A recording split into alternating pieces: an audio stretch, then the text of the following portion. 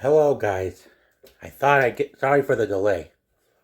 I'm ready to give you my review on Wednesday season one. I gotta give the Netflix credit for this one. As as notable as it is, seeing whatever woke stuff is in it, it actually outshines the rest of what was coming out of Hollywood today. And you gotta give Tim Burton points too.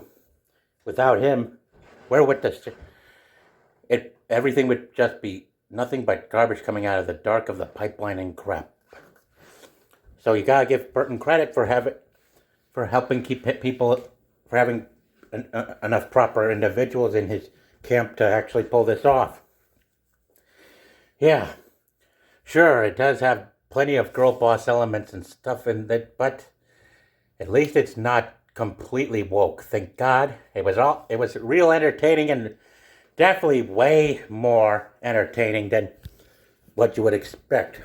Now, I still enjoyed watching Zack Snyder's Rebel Moon movies. And sure, they're not exactly worth being in theaters, but they're still and fun to watch at least. And I'm still waiting on him to finally get to work on the third one. Right now, it's still that movie, much like Alita Battle Angel sequels, are still stuck in development hell. Now for Wednesday, while I'm yet to see the second season, the first season had a very spook, a very ghoulish start, if you might say. Starts off with her. It begins with Wednesday finding her brother tied up inside her locker at school. Then, when using her psychic powers to discover who it was that tortured him and put him in there, she gets revenge, finds them in the pool, and you know what crazy shit she does that really start the thing off dark and bloody and gory? Piranhas. Yeah, she released two nets full of piranhas into the pool. Others got out, but one of them ended up getting bit by the piranhas. And my God, that's insane. That's what got her deported over to this special school where the where the main setting of the show takes place. Nevermore. That's the that's the name of that's the name of the school for people like Wednesday, who are more supernatural, like sub supernatural.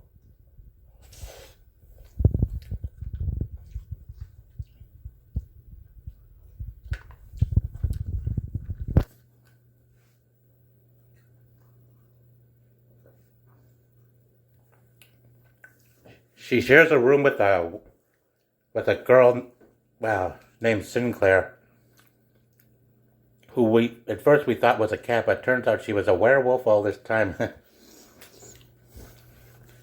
Of course, Wednesday decided to divide the room color and theme wise. She took the right side of the room while leaving her roommate with the left side. Man, she does a lot of crazy stuff and talks like she knows everything. Yeah, but she is incompetent. Wednesday Adams herself. Yeah, of, of course. Throughout, after getting acquainted with her roommates and other classmates, she wanted to escape the being at school.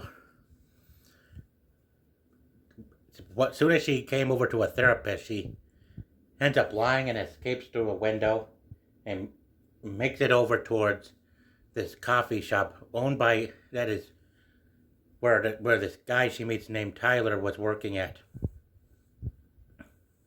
Then came three guys who were dressed in pilgrims. He beats them up in karate and jujitsu, and it attracted attention from the sheriff, who was the father of this employee named Tyler, along with Gwendolyn Christen's character, the headmaster of Nevermore. They brought her back. They brought her back, and she was while being let off easy. She was later on. She was saved by a guy called Xavier, who who shoves her out of the way of a falling gargoyle, which he said was caused by a classmate of his that went crazy with psychic powers. Then, later one night, this classmate of his started running about into the woods, where he ended up getting clawed, where he tried to kill Wednesday with his psychic powers, but ended up getting killed and gutted to death by this monster, which was later revealed by Wednesday to be called a Hyde. And that's what changed Wednesday's mind into staying home. Yeah, she caused a lot of trouble. Wednesday sure knows how to cause a lot of trouble, as well as once in a while getting into conflict with her family over stuff that she shouldn't. Next episode, she starts getting along more with the rest of her classmates at Nevermore. Yeah,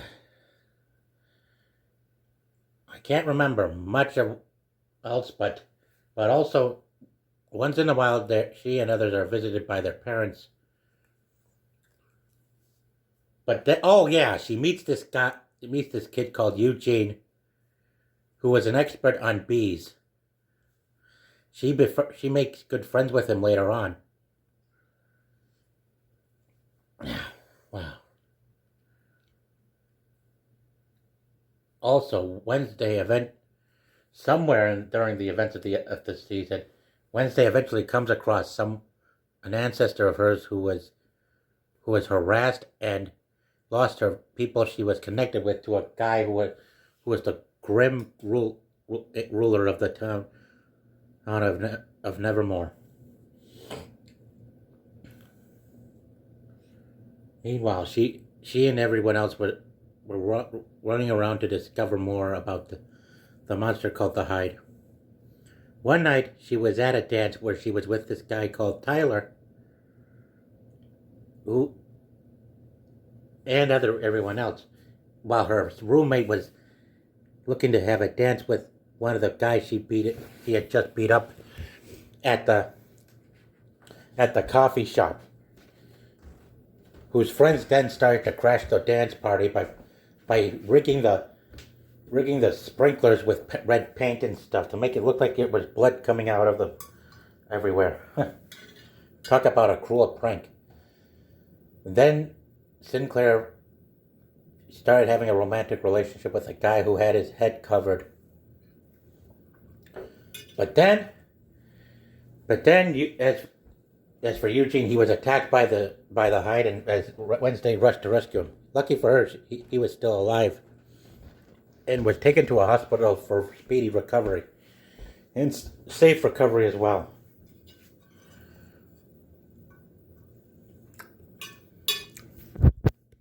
All right, it's dinner time here.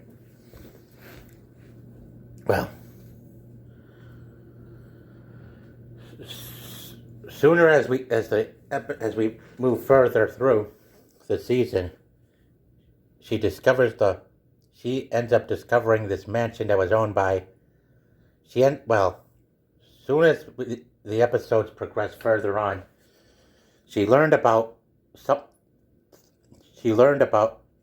her father ends up getting arrested for the murder of a guy that tried to kill him, but it was revealed later to be her mother, Morticia, who took the aggressor out in self-defense.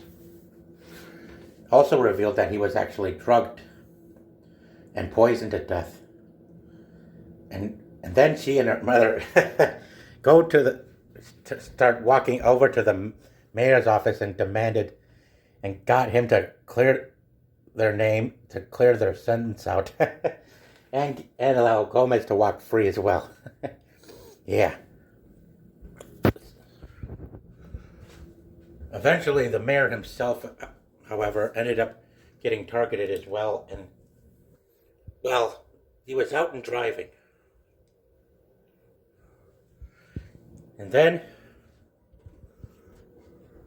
while Wednesday was looking to follow the guy, she discovered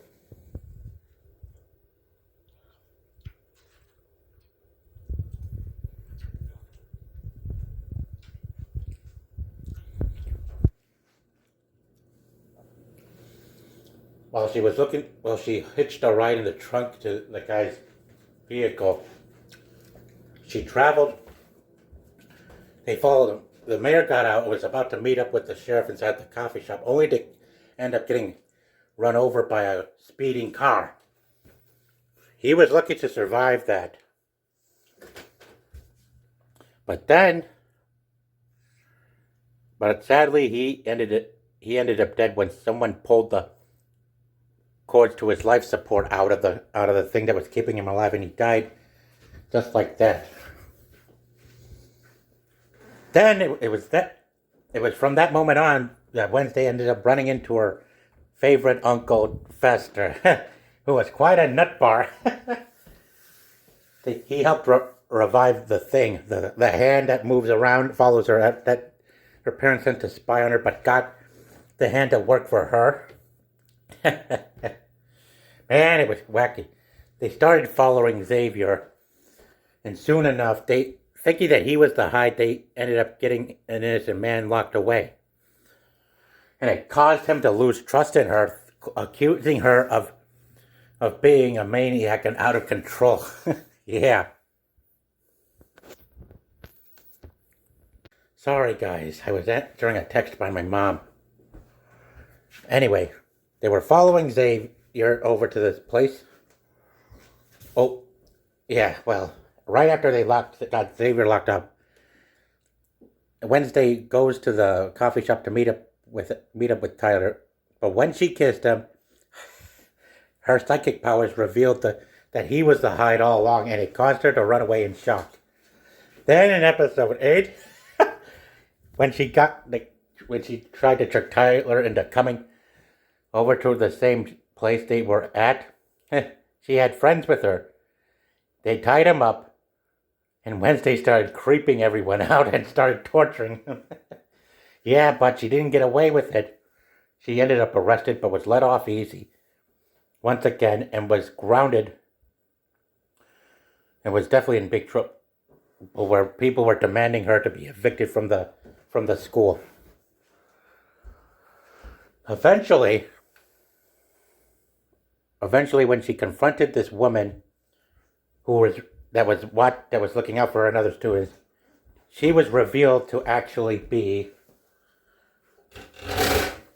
Laurel Gates, wife of the man that tried to kill her Wednesday's parents long ago, was seeking revenge and wanted to restore the glory of her ancestor, the guy leading the mob that abused Wednesday's ancestors. Yeah.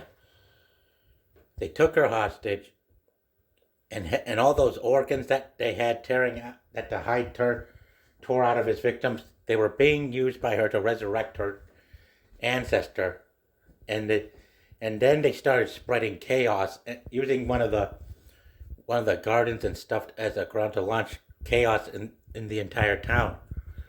Luckily, Wednesday had help from her friend Sinclair, who transformed into a werewolf to take on Tyler the Hide.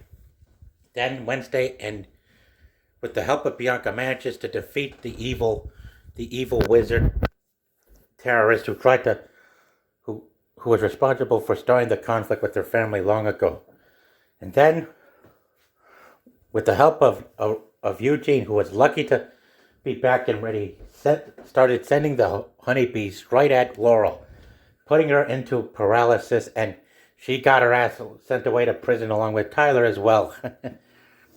After that, Wednesday was cheered a hero, and she returned to her. She went and was being escorted back to her home by Lurch. Man, I gotta tell you, I'll be excited to check out season 2 real soon, later on. But for now, have a good night, guys.